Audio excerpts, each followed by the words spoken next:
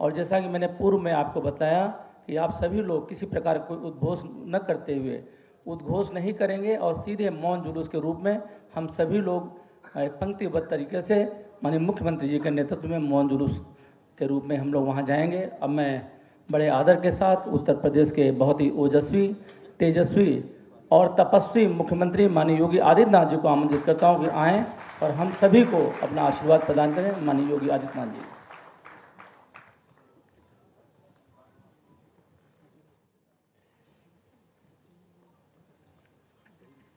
Bharatiya Janata party महानगर लखनऊ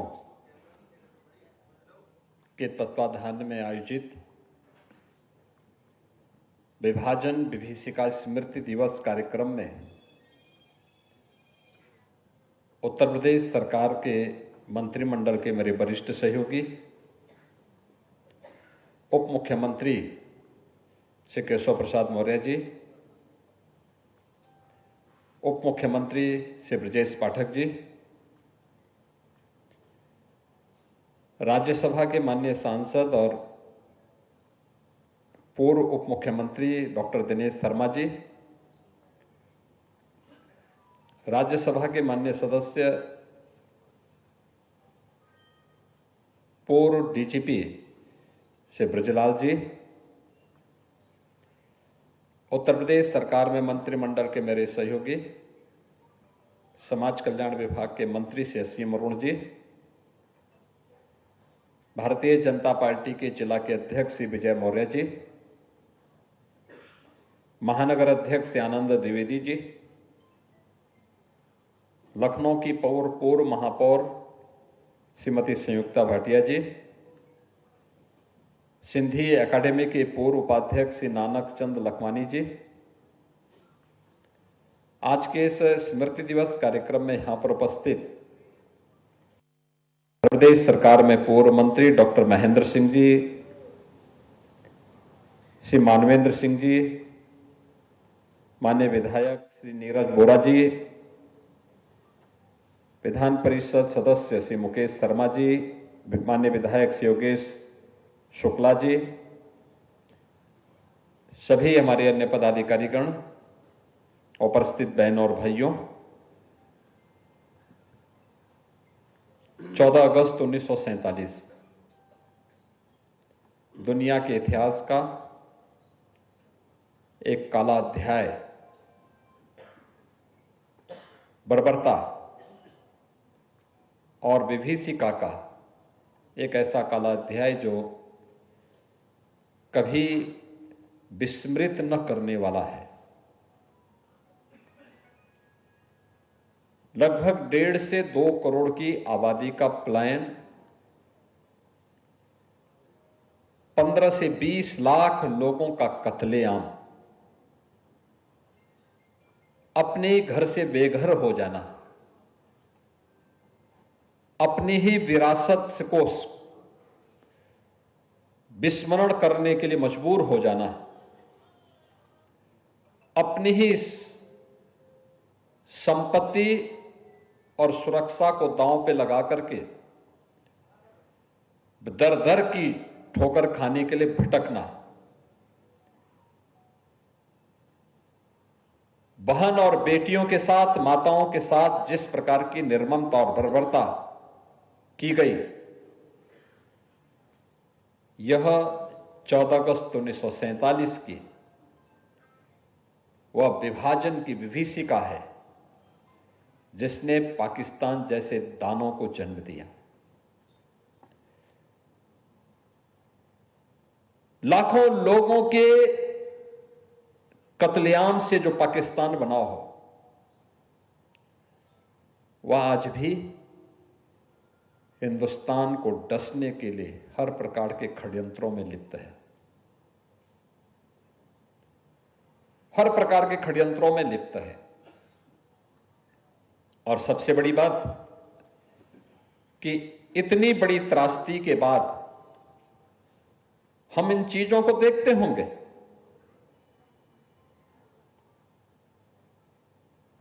कि इस दिवस को पूरी तरह विस्मृत सा कर दिया गया। विभाजन के, त्रासदी के शिकार हुए उन नागरिकों का कसूर क्या था? वे तो भारत के नागरिक थे, भारत के धर्म के साथ जुड़े हुए थे। कोई हिंदू, सनातनी हिंदू था, कोई सिख था, कोई बौद्ध था, कोई जैनी था, लेकिन उन्हें उस विभिन्नता का शिकार, उस भीषण बर्बरता का शिकार होना पड़ा था। यह कह देना कि विभाजन, एक सनातन राष्ट्र को विभाजन की ओर धकेल देना, सृष्टि के आदि से जो देश एक था, हिमालयम समारभ्य यावत इंदु सरोवरम तम देवत निर्मितम देशतम हिंदुस्तानम प्रचक्षते, जिस भारत के बारे में हमारा पुराण, हमारा साहित्य इस बात का उल्लेख करता रहा हो, कैसे उसकी दो भुजाएं काट दी गई, कैसे उसके मूल नागरिकों का कत्लेआम कर दिया गया, और इसको यह मान लिया गया कि एक प्रशासनिक निर्णय है जो शांतिपूर्ण तरीके से, जहां 2 करोड़ लोग अपने घर और अपनी संपत्ति से वंचित हो रहे हो, जहां 20 लाख लोगों का कत्लेआम किया जा रहा हो, कांग्रेस जैसे दलों को यह एक प्रशासनिक निर्णय दिखता था, जैसे 2 भाइयों की संपत्ति का विभाजन हो,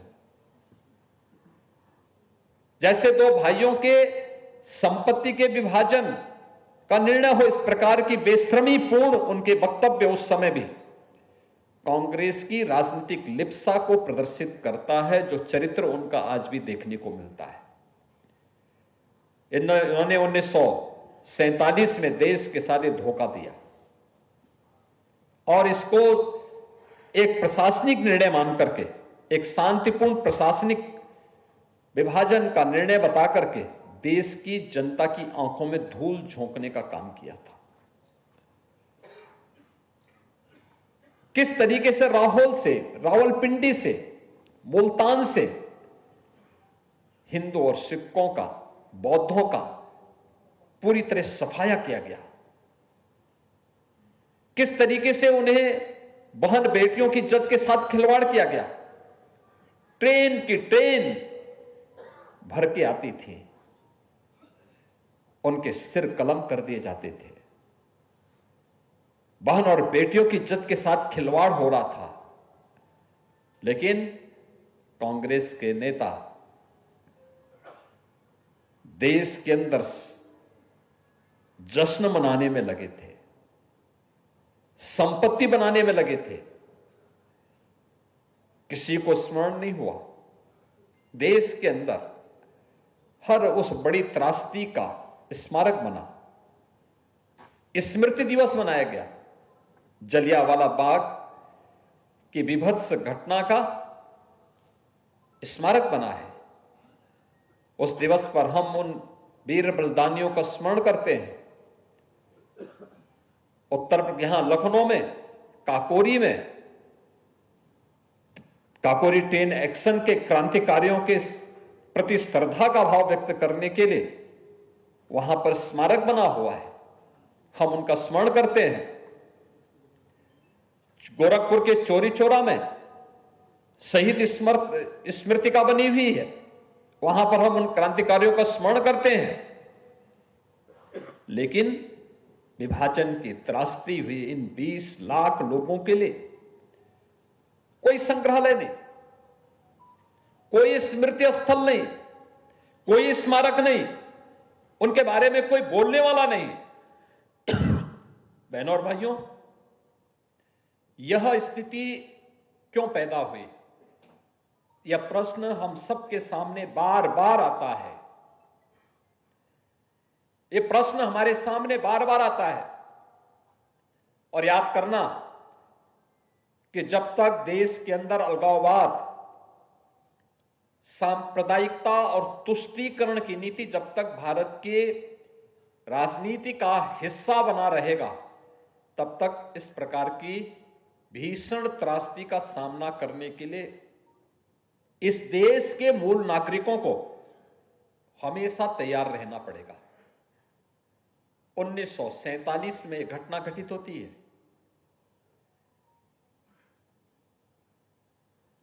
2014 तक किसी को इसकी याद नहीं आई। प्रधानमंत्री मोदी जी ने 15 अगस्त 2021 को इस बात का स्मरण देशवासियों को कराया कि हम आजादी का महोत्सव तो मनाते हैं, लेकिन आजादी के एक दिन पहले क्या हुआ था इसका भी थोड़ा हम स्मरण कर लें। स्मरण इसलिए कर लें क्योंकि यह अत्यंत महत्वपूर्ण है जानने के लिए। कि स्मरण इसलिए महत्वपूर्ण है कि आजादी के एक दिन पहले कितना बीभत्स घटना घटित हुई थी, और उससे पहले भी कैसे कांग्रेस के लोग इस तुष्टीकरण की राजनीति के सामने नतमस्तक थे, कैसे उनके सामने सिर झुका करके जिन्ना की अराजकतापूर्ण, वैमनस्यतापूर्ण और उस घुटन भरे माहौल को बर्दाश्त कर रहे थे। कांग्रेस के लोग अगर दृढ़ राजनीतिक इच्छा शक्ति का परिचय देते तो जिन्ना में इतना दुस्साहस नहीं था कि वो हिंदुओं का कत्लेआम नोआखाली में करवाता। उसके मुस्लिम लीग के गुंडों में इतना दुस्साहस नहीं था कि वो लाहौर को, रावलपिंडी को, मुल्तान को या ट्रेन भर भर करके आ रहे उन हिंदुओं और सिखों का, बौद्धों का इस तरीके से, इस निर्ममता के साथ कत्लेआम करते। लेकिन कांग्रेस ने तो जैसे तुष्टीकरण की घुट्टी पी रखी थी, जैसे उसने हिंदुओं के ऊपर एक ठीकरा फोड़ रखा था कि ये सांप्रदायिक हैं, और जो लोग मजहबी उन्माद में नग्न तांडव कर रहे थे उन्हें वह सेकुलरिज्म का एक ठप्पा उनके ऊपर लगा रहा था जैसे ये उनका जन्मसिद्ध अधिकार हो। किसी ने स्मरण नहीं किया। पहली बार हम आभारी हैं प्रधानमंत्री मोदी जी के, जिन्होंने इसे स्मृति दिवस के रूप में, विभाजन विभीषिका स्मृति दिवस के रूप में हम सबके सामने वर्तमान पीढ़ी को ये समझने और जानने के लिए यह अवसर दिया है। आपने देखी होगी, ये लघु फिल्म अभी आपने देखी है, किस प्रकार का अत्याचार था, किस प्रकार की भीषण अत्याचार हो रहे थे, किस प्रकार की विभीषिका थी, कैसे अपने घर और अपनी संपत्ति से लोग वंचित हो रहे थे, और जो लोग आ रहे थे उनके लिए न कोई मुआवजा, उनके लिए न कोई संपत्ति, उनके लिए न कोई किसी प्रकार का कोई राहत पैकेज, उनके लिए तत्कालीन कांग्रेस सरकार ने कोई भी अन्य ऐसी व्यवस्थाएं नहीं की। मुझे याद है जब मैं सांसद था, जम्मू कश्मीर के अंदर, जम्मू के अंदर पश्चिमी पाकिस्तानी शरणार्थियों के साथ उनको किसी भी व्यवस्था का हिस्सा नहीं बनाया गया था। मुझे एक दो बार उनके बीच जाने का अवसर प्राप्त हुआ था, और हम आभारी हैं प्रधानमंत्री मोदी जी के, जिन्होंने पाकिस्तान से, बांग्लादेश से, अफगानिस्तान से आए हुए हिंदुओं के लिए, सिखों के लिए, बौद्धों के लिए, जैनियों के लिए, इन सभी के लिए सिटीजनशिप अमेंडमेंट एक्ट के माध्यम से भारत की नागरिकता दी, और भारत के अंदर भारत के नागरिक को मिलने वाली सभी बुनियादी सुविधाओं के साथ उन्हें जोड़ने का निर्णय लिया और प्रभावी ढंग से उसे लागू किया। और आप देखते होंगे जब सिटीजनशिप अमेंडमेंट एक्ट लागू हो रहा था तब कांग्रेस इसके खिलाफ खड़ी हो गई थी, तब समाजवादी पार्टी इसके खिलाफ खड़ी हो गई थी, तब आरजेडी इसके खिलाफ खड़ी हो गई थी, तृणमूल कांग्रेस इसके खिलाफ खड़ी हुई थी, वामपंथी दल इसके खिलाफ खड़े हो गए थे कि ये नहीं मिलना चाहिए। यानी पीड़ितों को न्याय, दुनिया का हिंदू प्रताड़ित होगा तो कहां जाएगा, सिख प्रताड़ित होगा तो कहां जाएगा, बौद्ध प्रताड़ित होगा तो कहां जाएगा, एक ही शरण स्थली है, वह हिंदुस्तान है, भारत है। भारत के सिवाय कोई दूसरी शरण स्थली उनके लिए नहीं है। क्या स्थिति थी 1947 में? अगर कांग्रेस ने इस विभाजन की, इस विभीषिका के लिए कांग्रेस जिम्मेदार है, तो पाकिस्तान और बांग्लादेश के अंदर होने वाले अत्याचार के लिए भी कांग्रेस बराबर की जिम्मेदार है।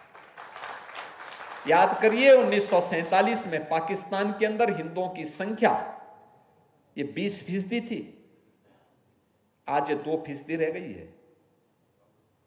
बांग्लादेश के अंदर हिंदुओं की आबादी 28% थी, 28 से 30% थी, आज ये घट करके 8% रह गई है।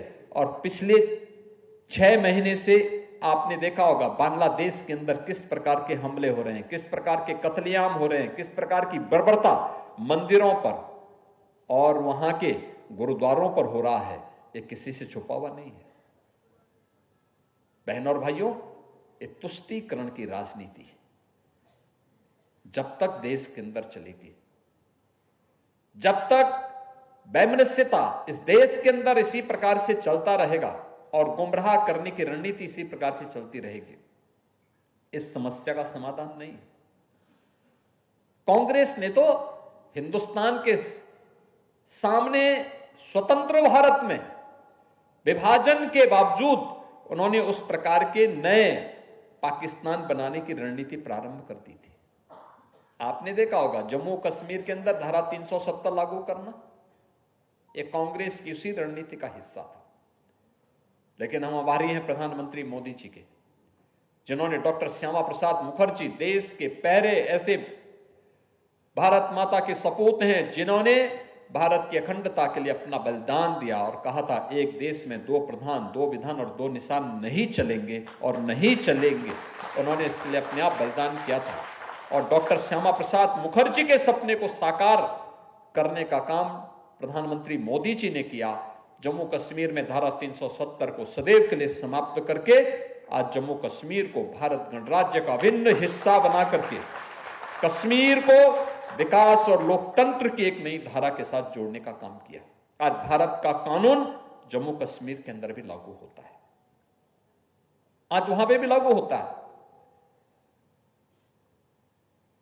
लेकिन कांग्रेस के द्वारा जो विभाजन की खाइयां और चौड़ी करने के प्रयास हो रहे थे, जो षड्यंत्र प्रयास हो रहे थे, आज भी वो यही कर रहा है, आज भी वो यही कर रहा है, गुमराह करती है। याद करिए, ये वही कांग्रेस है जिसने स्वतंत्र भारत में बाबा साहब डॉक्टर भीमराव अंबेडकर के न चाहने के बावजूद धारा 370 कश्मीर में लगाई। ये वही कांग्रेस है जिसने 1975 में देश को आपातकाल में इस देश पर थोपने का काम करके देश के संविधान का गला घोंटने का काम किया था। और यह वही कांग्रेस है जिसने 1984 में भारत के अंदर सिखों का कत्लेआम करवाया था।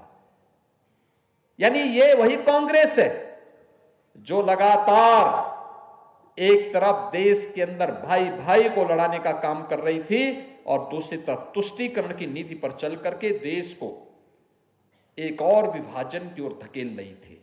और आज फिर वह मतदाता सूची के नाम पर देश की जनता को गुमराह करने का काम कर रही है। क्या कांग्रेस और उसके सहयोगी दल 14 अगस्त 1947 के इस विभत्स कृत्य के लिए उन परिवारों से, भारतवासियों से और दुनिया के हिंदुओं से माफी मांगेगी? क्या ये माफी मांगेगी? कश्मीर में अपने पाप के लिए माफी मांगेगी? 1975 में देश के संविधान का गला घोंटने का जो पाप किया था, लोकतंत्र का गला घोंटने का जो काम किया था, क्या इसके लिए माफी मांगेगी? और 1984 के कत्लेआम के लिए भी क्या देशवासियों से फिर से माफी मांगेगी? बहनों और भाइयों, हमें यह प्रश्न हर कांग्रेसी से पूछना चाहिए, उस हर व्यक्ति से पूछना चाहिए जो सेकुलरिज्म के नाम पर देश के अंदर तुष्टीकरण की पोषक नीतियों को लागू करके भारत को पुनः विभाजन के गर्त की ओर भेजना चाहते हैं। उन सब से प्रश्न किए जाने की आवश्यकता है। सच पर बहुत देर तक धूल नहीं झोंकी जा सकती। सत्य हमेशा सत्य होता है और हमें उस सत्य को स्वीकार करना होगा, हमें उस सत्य की ओर बढ़ना ही होगा। और सत्य यह है कि भारत की मजबूती के लिए आज हम सबको प्राणपण से जुट करके कार्य करना होगा।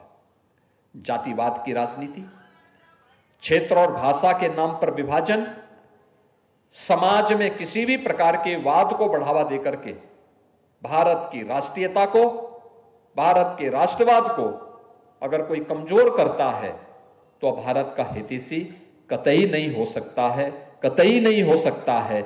यह हम सबको याद रखना होगा। आज के इस अवसर पर मैं उन सभी परिवारों के प्रति जिन्होंने अपनों को खोया था 1947 में, उन सब के प्रति अपनी संवेदना व्यक्त करता हूं। उन सभी नागरिकों के प्रति जिनके लिए इस देश के अंदर 1947 के बाद तत्काल जिनके लिए कहीं ना कहीं कोई स्मारक बनना चाहिए था, संग्रहालय बनना चाहिए था, उनके प्रति मैं इस अवसर पर विनम्र श्रद्धांजलि अर्पित करूंगा। और 14 अगस्त को जो आधिकारिक स्मरण दिवस के रूप में हम विभाजन विभीषिका स्मृति दिवस के रूप में मना रहे हैं, इसके प्रति विभाजन संग्रहालय और डिजिटल आर्काइव के लिए प्रधानमंत्री जी की घोषणा के लिए उन्हें मैं हृदय से उनका आभार व्यक्त करता हूं। शरणार्थी परिवारों के लिए जो योजनाएं और जीवित बचे लोगों के लिए गवाही का दस्तावेजीकरण, इन सब के माध्यम से होगा ही। साथ साथ पीड़ित परिवारों के लिए नागरिक संशोधन अधिनियम के माध्यम से जो व्यवस्था लागू की है, उत्तर प्रदेश के अंदर ऐसे परिवारों के लिए हम लोगों ने एक बड़ी कार्य योजना आगे बढ़ाई है। उत्तर प्रदेश के अंदर ऐसे लोग जो नागरिकता से वंचित थे, उन्हें अब तक इस कार्रवाई को पूरा करते हुए जमीन आवंटन की एक बड़ी कार्रवाई को उत्तर प्रदेश सरकार आगे बढ़ाने का कार्य कर रही है, जिसमें बिजनौर, पीलीभीत, लखीमपुर खीरी, रामपुर, इन सभी जनपदों के हमारे सर्वे के काम पूरे हो गए हैं और बहुत शीघ्र इस बड़े कार्यक्रम को हम आगे बढ़ाने जा रहे हैं। आज के इस अवसर पर मैं एक बार फिर से 1947 में विभाजन विभीषिका की त्रासदी के शिकार हुए उन सभी नागरिकों के प्रति जिन्होंने कांग्रेस की तुष्टीकरण की नीति का शिकार हुए थे, उनके प्रति विनम्र श्रद्धांजलि अर्पित करता हूं, उनके परिवारजनों के प्रति अपनी संवेदना व्यक्त करता हूं और आप सभी को कल देश की आजादी का 78 वर्ष पूरे होने जा रहे हैं। देश के महान क्रांतिकारियों के स्मरण करने का, स्वतंत्रता संग्राम सेनानियों के स्मरण करने का एक दिवस हम सब के पास है। आगे के संकल्पों को आगे बढ़ाने, एक विकसित भारत की परिकल्पना को साकार करने का एक दिवस हम सब के सामने है। इस दिवस के अवसर पर आप सबके प्रति मैं हृदय से आपको बधाई और मंगल में शुभकामनाएं आप सबके प्रति व्यक्त करते हुए आपको जन्माष्टमी की भी मंगल में शुभकामनाएं देता हूं। धन्यवाद। जय हिंद। बहुत बहुत